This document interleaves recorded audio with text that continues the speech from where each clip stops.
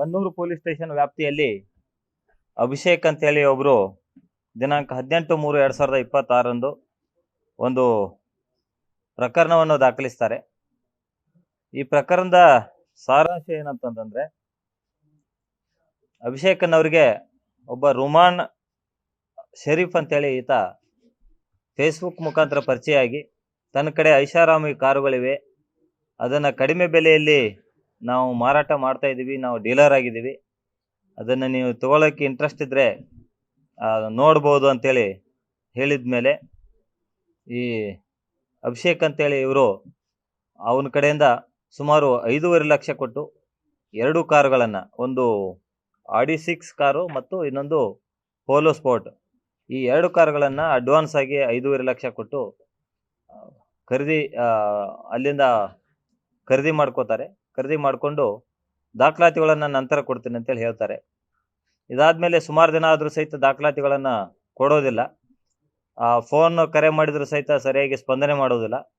ಒಂದು ದಿನ ರಂಗಸಮುದ್ರ ಹತ್ರ ಇವರು ಹೋಗ್ತಾ ಇರುವಾಗ ಅಲ್ಲಿ ಸಿಕ್ಕರು ಅಂಥೇಳಿ ಅವ್ರು ಕೇಳಿದಾಗ ಕೊಡಲ್ಲ ಅಂಥೇಳಿ ಗಲಾಟೆ ಮಾಡಿದ್ರು ಅಂಥೇಳಿ ಪ್ರಕರಣವನ್ನು ದಾಖಲು ಮಾಡಿದರು. ಈ ಪ್ರಕರಣವನ್ನು ತೆಗೆದುಕೊಂಡು ಬನ್ನೂರು ಠಾಣೆಯಲ್ಲಿ ಕೇಸನ್ನು ದಾಖಲು ಮಾಡಿಕೊಂಡು ನಂತರ ಪ್ರಕರಣವನ್ನು ಬಹಳ ಗಂಭೀರವಾಗಿ ತೆಗೆದುಕೊಂಡು, ಈ ಒಂದು ಜಾಲ ಇದೆ, ಇದನ್ನು ಭೇದಿಸಬೇಕು ಅನ್ನೋ ಒಂದು ಉದ್ದೇಶದಿಂದ ಡಿಟೇಲ್ ಆಗಿ ನಾವು ತನಿಖೆಗೆ ಇಳಿದಾಗ ಇದರಲ್ಲಿ ಪ್ರಮುಖ 3 ಆರೋಪಿತರು ರೋಮಾನ್ ಶರೀಫ್ ಮತ್ತು ಮುಜಾಹಿದ್ ಪಾಷಾ ಮತ್ತು ಶಾಬುದ್ದೀನ್ ಅಂತೇಳಿ ಈ 3 ಜನ ಆರೋಪಿತರು. ಇವು 3 ಜನ ಮೈಸೂರು ನಗರದವರು. ಇದರಲ್ಲಿ ಶಹಬುದ್ದೀನ್ ಅವನು ಕಾರ್ ಮೆಕ್ಯಾನಿಕ್ ಆಗಿ ಕೆಲಸ ಮಾಡ್ತಿರ್ತಾನೆ, ಮುಜಾಹಿದನ್ ಅವನು ಕಾರ್ ಡೀಲರ್ ಅಂತೇಳಿ ಮಾಡ್ಕೊಂಡಿರ್ತಾನೆ, ಮತ್ತು ರುಮಾನ್ ಶರೀಫ್ ಅನ್ನೋನು ಹಣ್ಣಿನ ವ್ಯಾಪಾರ.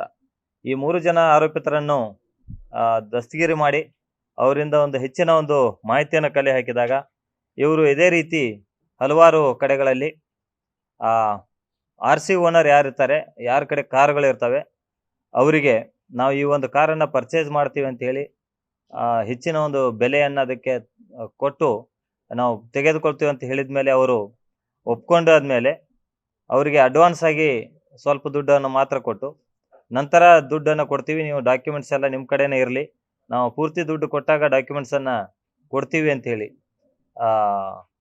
ಹೇಳಿದ ಮೇಲೆ ಅವರು ವಾಹನಗಳನ್ನು ಕೊಡ್ತಾರೆ. ಕೊಟ್ಟ ಮೇಲೆ ಈ ವಾಹನಗಳನ್ನು ತೆಗೆದುಕೊಂಡು ಮತ್ತೊಬ್ಬರಿಗೆ ಮಾರಾಟ ಮಾಡ್ತಾರೆ. ಹೀಗೆ ಬೇರೆ ಬೇರೆ ಮೂಲದಿಂದ ಪರಿಚಯ ಮಾಡಿಕೊಂಡು ಡಾಕ್ಟರ್ಗಳು ಇರ್ಬೋದು, ಒಳ್ಳೊಳ್ಳೆ ಬಿಸ್ನೆಸ್ ಮ್ಯಾನ್ಗಳು ಇರ್ಬೋದು, ಬೇರೆ ಬೇರೆ ಅವರಿಗೆ ನಮ್ಮ ಕಡೆ ಐಷಾರಾಮಿ ಕಾರುಗಳಿದ್ದಾವೆ, ಕಡಿಮೆ ಬೆಲೆಯಲ್ಲಿ ಮಾರಾಟ ಮಾಡ್ತೀವಿ ಅಂತ ಹೇಳಿ ಅವರಿಗೆ ಈ ಕಾರುಗಳನ್ನು ಕೊಟ್ಟು ದಾಖಲಾತಿಗಳನ್ನು ನಂತರ ಕೊಡ್ತೀವಿ, ಪೂರ್ತಿ ದುಡ್ಡು ಕೊಟ್ಟ ಮೇಲೆ ನಂತರ ಕೊಡ್ತೀವಿ ಅಂತ ಹೇಳಿ ಅಡ್ವಾನ್ಸ್ ಆಗಿ ಅವ್ರ ಕಡೆಯೂ ಸಹಿತ ದುಡ್ಡನ್ನು ಇಸ್ಕೊಂಡು ಇಬ್ಬರಿಗೂ ಮೋಸ. ಯಾರು RC ಓನರ್ ಇದ್ದಾರೆ, ವಾಹನದ ಮಾಲೀಕರಿದ್ದಾರೆ, ಅವರಿಗೂ ಸಹಿತ ಸ್ವಲ್ಪ ದುಡ್ಡನ್ನು ಕೊಟ್ಟು ಅವರಿಗೆ ಗಾಡಿಯನ್ನು ತೆಗೆದುಕೊಂಡು ಹೋಗ್ತಾರೆ. ಇನ್ನು ಯಾರಿಗೆ ಮಾರಿರ್ತಾರೆ ಅವರಿಗೆ ಅಡ್ವಾನ್ಸ್ ಆಗಿ ದುಡ್ಡನ್ನು ತೆಗೆದುಕೊಂಡು ಗಾಡಿಯನ್ನು ಕೊಟ್ಟಿರ್ತಾರೆ, ಅವ್ರಿಗೆ ದಾಖಲಾತಿಗಳನ್ನು ಕೊಟ್ಟಿರೋದಿಲ್ಲ. ಹೀಗೆ ಯಾರು ವಾಹನವನ್ನು ಕಳ್ಕೊಂಡಿದ್ದಾರೆ ಮತ್ತು ಯಾರು ವಾಹನವನ್ನು ಪಡ್ಕೊಂಡಿದ್ದಾರೆ ಇಬ್ಬರಿಗೂ ಸಹಿತ ಅನ್ಯಾಯ ಆಗಿದೆ. ಇದೇ ರೀತಿ ಬಹಳಷ್ಟು ಪ್ರಕರಣಗಳು ಇನ್ನೂ ಹೊರಬರುವ ಸಾಧ್ಯತೆ ಇದೆ. ಇದುವರೆಗೆ ಒಟ್ಟು ಈ 3 ಜನ ಆರೋಪಿತರಿಂದ 8 ವಾಹನಗಳನ್ನು ನಾವು ಪತ್ತೆ ಮಾಡಿ ಅವರಿಂದ ರಿಕವರಿ ಮಾಡಿಕೊಳ್ಳುವಲ್ಲಿ ಯಶಸ್ವಿಯಾಗಿದ್ದೇವೆ. ಅದರಲ್ಲಿ ನಾನು ಈಗಾಗಲೇ ಹೇಳಿದಂತೆ ಒಂದು ಆಡಿ 4 ಮತ್ತು ಒಂದು ಆಡಿ 6, ಇನ್ನೊಂದು ಪೋಲೋ ಸ್ಪೋರ್ಟ್, ಶೆವರ್ಲೆಟ್ ಕಂಪನಿದು ಒಂದು ಕಾರು, ಫೋರ್ಡ್ ಎಕೋ ಸ್ಪೋರ್ಟ್ ಕಂಪನಿದು ಇನ್ನೊಂದು ಕಾರು, ಹುಂಡಾಯ್ ಕಂಪನಿದು ಒಂದು ಕಾರು ಮತ್ತು ವೋಕ್ಸ್ವ್ಯಾಗನ್ ಕಂಪನಿಯ 2 ಕಾರುಗಳು ಸೇರಿದಂತೆ ಇದುವರೆಗೆ ಒಟ್ಟು 8 ಕಾರುಗಳನ್ನು, ಒಟ್ಟು 1,10,00,000 ಮೌಲ್ಯದ 8 ಕಾರುಗಳನ್ನು ವಶಪಡಿಸಿಕೊಳ್ಳುವಲ್ಲಿ ನಮ್ಮ ತಂಡ ಯಶಸ್ವಿಯಾಗಿದೆ. ಈ ಒಂದು ಕಾರ್ಯಾಚರಣೆಯನ್ನು ನಮ್ಮ ಅಡಿಷನಲ್ SP 2 ನಾಗೇಶ್ ಅವರ ಒಂದು ನೇತೃತ್ವದಲ್ಲಿ DSP ನಂಜನಗೂಡು ಮತ್ತು ಬನ್ನೂರು ಠಾಣೆ ಇನ್ಸ್ಪೆಕ್ಟರ್ ಸತೀಶ್ ಅವರ ಒಂದು ನೇತೃತ್ವದಲ್ಲಿ ತಂಡಗಳು ಕೆಲಸ ಮಾಡಿ Satish, ASI Satish, head constable Abdul Latif, head constable Ashok ಮತ್ತು ಹೆಡ್ ಕಾನ್ಸ್ಟೇಬಲ್ ಭಾಸ್ಕರ್ ಇವರುಗಳು ಈ ಒಂದು ಪ್ರಕರಣದಲ್ಲಿ ಆರೋಪಿತರನ್ನು ಪತ್ತೆ ಮಾಡುವಲ್ಲಿ ಮತ್ತು ಕಾರುಗಳನ್ನು ಪತ್ತೆ ಮಾಡುವಲ್ಲಿ ಶ್ರಮ ವಹಿಸಿದ್ದಾರೆ. ಇವರಿಗೆ ನಾನು ವೈಯಕ್ತಿಕವಾಗಿ ಮತ್ತು ಜಿಲ್ಲಾ ಪೊಲೀಸ್ ವತಿಯಿಂದ ಅಭಿನಂದನೆಗಳನ್ನು ಸಲ್ಲಿಸ್ತೀನಿ ಮತ್ತು ಇವರಿಗೆ ಸೂಕ್ತ ಒಂದು ಬಹುಮಾನವನ್ನು ಕೊಡುವ ಒಂದು ಬಗ್ಗೆನೂ ಸಹಿತ ನಾನು ಸೂಕ್ತ ಕ್ರಮ ಕೈಗೊಳ್ತೀನಿ. ಈ ಒಂದು ಪ್ರಕರಣ ಈಗ ಇತ್ತೀಚೆಗೆ ದಾಖಲಾಗಿ ಇನ್ನೂ ಹೆಚ್ಚಿನ ಮಟ್ಟದಲ್ಲಿ ತನಿಖೆ ಆಗಬೇಕಾಗಿದೆ. ಇದರಲ್ಲಿರುವ ಆರೋಪಿತರುಗಳು ಇನ್ನೂ ಬೇರೆ ಬೇರೆ ಆರೋಪಿತರುಗಳ ಜೊತೆ ಸೇರಿಕೊಂಡು ಇನ್ನೂ ಬೇರೆ ಬೇರೆ ಪ್ರಕರಣಗಳಲ್ಲಿ ಭಾಗಿಯಾಗಿರ್ಬೋದು ಮತ್ತು ಇನ್ನೂ ಅನೇಕ ಕಾರುಗಳು ಸಹಿತ ಇದೇ ರೀತಿ ಮೋಸದಿಂದ ತೆಗೆದುಕೊಂಡಿದ್ದ ಬಗ್ಗೆ ಇರ್ಬೋದು. ಅದನ್ನೆಲ್ಲ ಪತ್ತೆ ಮಾಡುವ ಕಾರ್ಯ ನಡೀತಾ ಇದೆ ಮತ್ತು ಏನು 8 ಕಾರು ನಾವು ಈಗಾಗಲೇ ಸೀಸ್ ಮಾಡಿದ್ದೀವಿ. ಇದರ ವಾಹನದ ಮಾಲೀಕರು ಇದುವರೆಗೆ ನಮಗೆ ಪತ್ತೆ ಆಗಿಲ್ಲ. ಇದನ್ನು ಸಹಿತ ಪತ್ತೆ ಮಾಡುವ ಒಂದು ಕಾರ್ಯ ನಡೀತಾ ಇದೆ. Thank you. So Audi car 2 Audi car ಇದೆ. ಅದರ ಬೆಲೆ ಆಡಿ 6 ಬೆಲೆ ಸುಮಾರು 70 ಲಕ್ಷ ಇದೆ. ಒರಿಜಿನಲ್ ಹೊಸ ಕಾರಿನ ಬೆಲೆ. ಸೊ ಇವು ಮಾರಿದ್ದು 10 ಲಕ್ಷ 9 ಲಕ್ಷ ಈ ಥರ ಕಡಿಮೆ ರೇಟಿಗೆ ಮಾರಿದ್ದಾರೆ.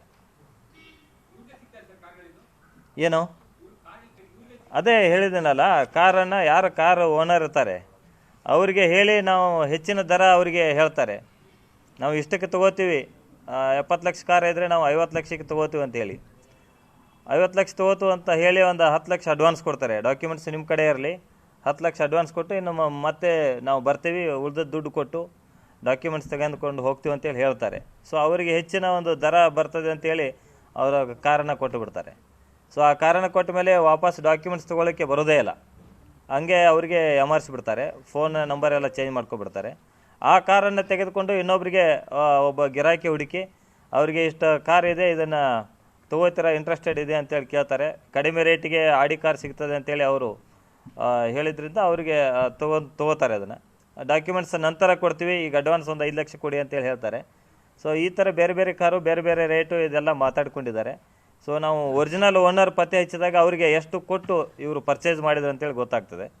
ಆಮೇಲೆ ಇವರು ಈಗಾಗಲೇ ನಮಗೆ ಏನು ಕಾರ್ ರಿಕವರಿ ಮಾಡಿದ್ವಿ, ಆದರೆ ಕೆಲವೊಂದು ಅವರು ವಿಕ್ಟಿಮ್ಸ್ ಆಗಿದ್ದಾರೆ. ಈಗ ಅವರು ದುಡ್ಡು ಕೊಟ್ಟು ಕಾರನ್ನು ಇಟ್ಕೊಂಡಿದ್ರು, ನಾವು ಕಾರನ್ನು ಸೀಸ್ ಮಾಡಿದ್ದೀವಿ ಈಗ. ಸೊ ಅವರು ಎಷ್ಟು ದುಡ್ಡು ಕೊಟ್ಟಿದ್ರು ಮತ್ತು ಅವ್ರಿಗೆ ಯಾವ ರೀತಿ ನಾವು ಮುಂದಿನ ಕ್ರಮ ಕೈಗೊಳ್ಳಬೇಕು ಅನ್ನೋದ್ರ ಬಗ್ಗೆ ಒಂದು ಹೆಚ್ಚಿನ ಒಂದು ತನಿಖೆ ಮಾಡ್ತೇವೆ. ಹರಿಯಾಣ ಪಾಸಿಂಗ್ ಇದೆ, ಹೌದು.